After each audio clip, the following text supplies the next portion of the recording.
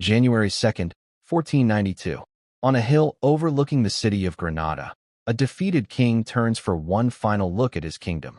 Legend says his mother rebukes him.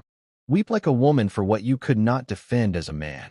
With that, nearly 800 years of Muslim presence in Spain comes to a quiet, bitter end. This is the story of Al-Andalus, how it rose to become one of the most advanced civilizations in medieval Europe, and how, piece by piece, it was lost. The Conquest, a new world is born, 711 AD. In the year 711, a small Muslim army led by Tariq ibn Ziyad crossed the narrow strait separating North Africa from Europe. The rock where he landed still bears his name today, Gibraltar, from the Arabic Jabal Tariq, Tariq's mountain. Within just 7 years, Muslim forces had overrun the crumbling Visigothic kingdom and controlled most of the Iberian Peninsula, modern-day Spain and Portugal. What followed was not simply conquest. It was transformation. Córdoba became one of the largest, wealthiest, and most learned cities on earth, rivaling Baghdad and Constantinople. Muslims, Christians, and Jews lived under one administration, and while it was far from a perfect utopia, this period produced remarkable achievements in medicine, astronomy, philosophy, and architecture. For over 3 centuries, Al-Andalus flourished. The cracks begin, disunity from within, 1000s AD. Empires rarely fall to outside enemies alone. They fall when they break from within, and this is precisely what happened in Al-Andalus. By the early 11th century, the powerful Umayyad Caliphate of Córdoba collapsed into civil war.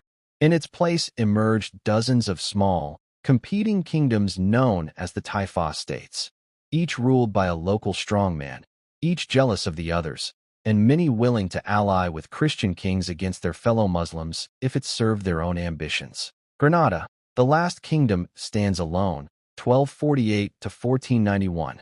After 1248, only one Muslim kingdom remained, the Emirate of Granada, tucked into the mountainous south of Spain, ruled by the Nasrid dynasty. Granada survived for another 2.5 centuries, remarkably long, given the circumstances. How? Through a mix of clever diplomacy, difficult terrain that was hard to invade, and, uncomfortably, through paying tribute to Christian kings, effectively becoming a vassal state in exchange for survival. It was during this twilight period that Granada produced its most breathtaking achievement, the Alhambra, a palace fortress of extraordinary beauty, standing today as perhaps the finest surviving monument of Islamic Spain. But tribute and diplomacy could only delay the inevitable. In 1469, a marriage changed everything. Ferdinand of Aragon and Isabella of Castile united their 2 crowns, forging Spain's most powerful Christian alliance in centuries.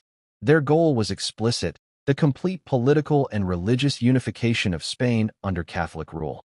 The final war, 1482 to 1492. The Granada War began in 1482, sparked partly by internal Nasrid politics, a bitter succession struggle within the royal family that further weakened Muslim resistance at the worst possible moment. For a decade, Ferdinand and Isabella methodically besieged and captured Granada's cities and fortresses, one after another, cutting off supply lines, wearing down defenses, and exploiting every internal division they found. By late 1491, only the city of Granada itself remained, surrounded, starving, and without hope of relief from anywhere in the Muslim world. Its ruler, Emir Muhammad XII, known to history as Boabdil, was left with an impossible choice: fight to annihilation or negotiate terms. This fragmentation was the single greatest gift Al-Andalus could have given its enemies. A once unified power was now a patchwork of rival princes, wealthy, cultured, but militarily and politically weak. To the north, Christian kingdoms, Castile, Aragon, Leon, Navarre, watched and slowly grew stronger. The Reconquista gathers momentum, 1085 to 1248. The Christian project to reclaim Iberia, later called the Chapter 4, Granada, the last kingdom, stands alone, 1248 to 1491. Reconquest was not a single war.